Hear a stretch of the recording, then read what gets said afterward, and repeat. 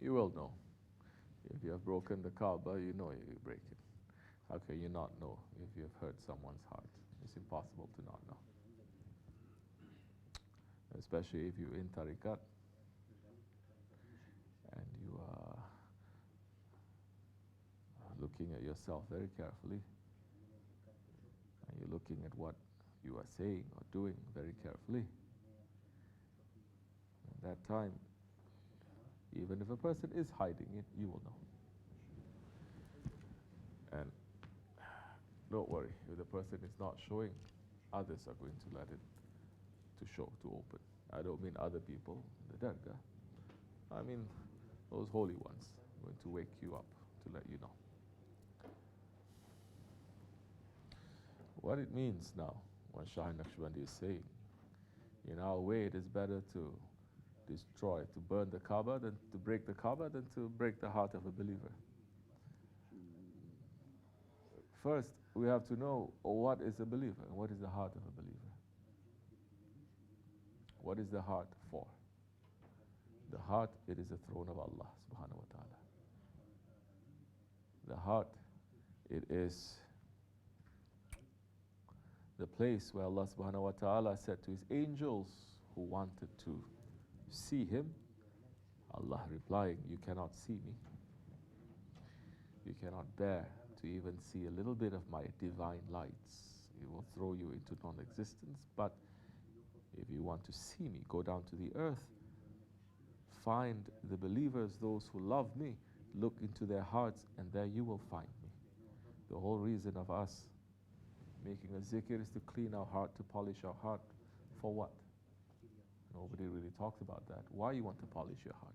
For what? Just for the sake of polishing your heart? That becomes another useless activity.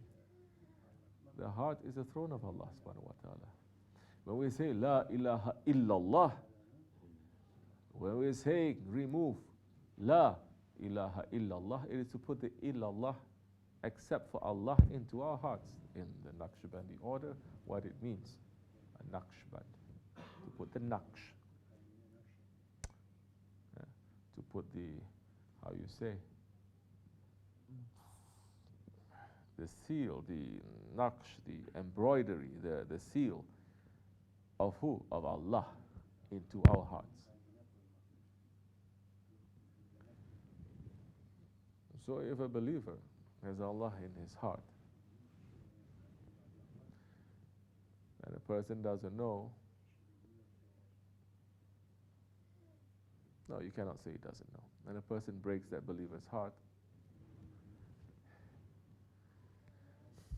then he's done a very big wrong. Because the Kaaba is just made of stone.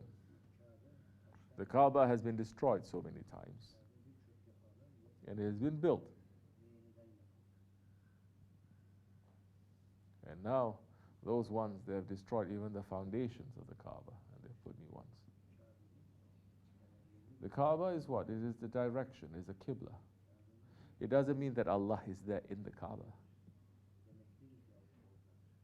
Allah never say, I am in the Kaaba, did he? But Allah is saying, the heart is my throne.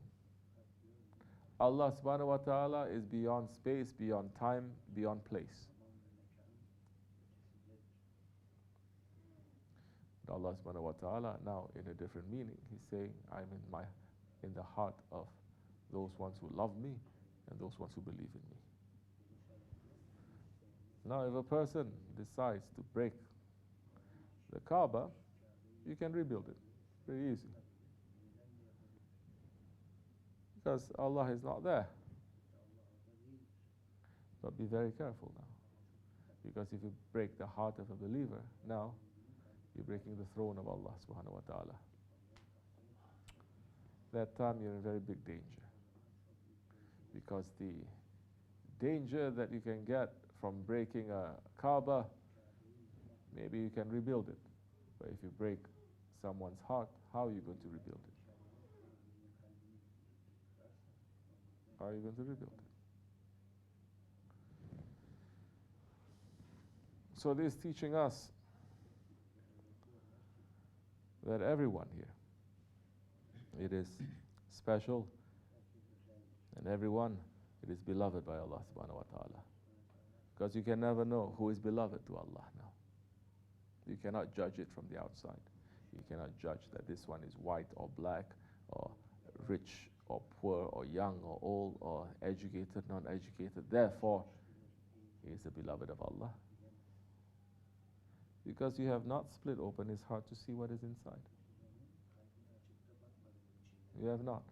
If you are really awake, then really in reality, only the awliya Allah, they are awake, then you will recognize that wali, very easy.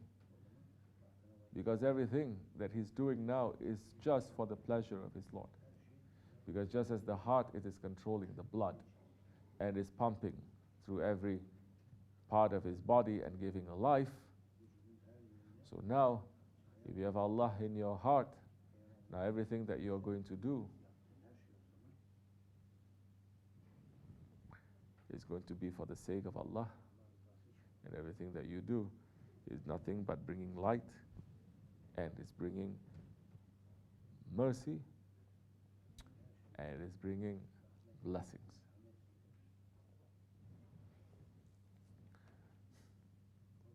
So now, you don't know who is next to you.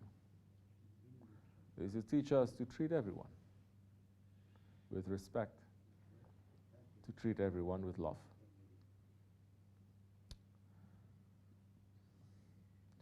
The Ottoman Turks, they have a saying. They say what? Treat every night like it is Laylatul Qadr, and treat everyone you see like it is Hizr alayhi salam. Because in reality, everyone is beloved by Allah subhanahu wa ta'ala. Allah is still sending those blessings. So say you broke someone's heart and you don't know. Now you know. What are you going to do? Run to fix it. What else are you going to do? You run to fix it. It's also dangerous now because Allah subhanahu wa ta'ala is looking to that one's heart. And whatever that one is going to ask now, Allah will give. Who's sleeping? You sleeping? Wake up. Don't sleep.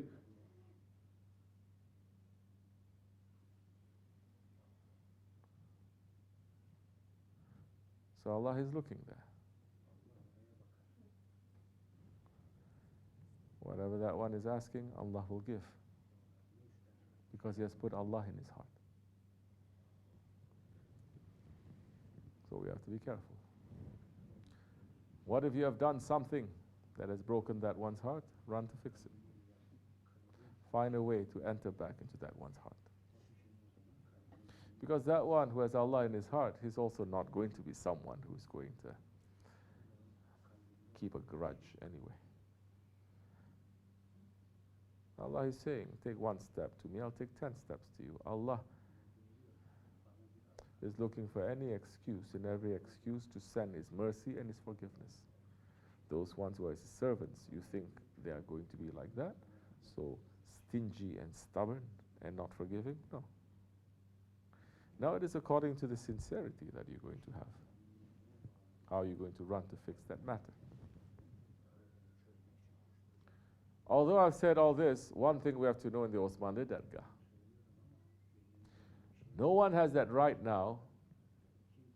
And there's Osmanli Dergah. There's old, original teachings. No murid has that right to say, oh, someone broke my heart. Someone took away my rights. Someone broke my heart. It is not. No one has that right now. Shaykh Efendi has taken it away. And he's saying, everyone's rights is in my hand. No one has the right to say, that one has taken my rights, I'm going to demand my rights because he has taken my rights on the day of judgment.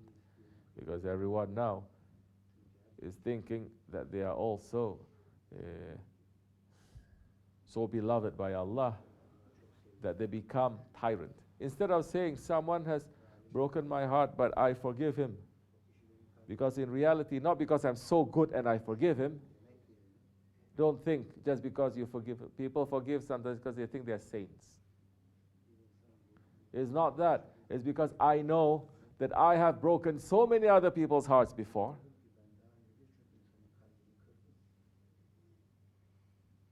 And I'm asking Allah for forgiveness, and I have no right now to ask for my rights because I've taken so many other people's rights before. There are times there's going to be balance, and there is going to be forgiveness. Because the one says, I have nothing to be upset about. I have nothing to forgive because I've done bigger wrong things. See, straight away he's going to look at himself. Because people become artists also. They become very spoiled and they say, oh, that one broke my heart. Who are you? What did you do before? Did you remember what you did before? What have you done now to think that suddenly you become such a beloved one? So in the Osmanli Dergah, don't be so quick to say someone has taken my rights from me. You're going to be busy with how I have taken my rights, how I have taken someone else's rights.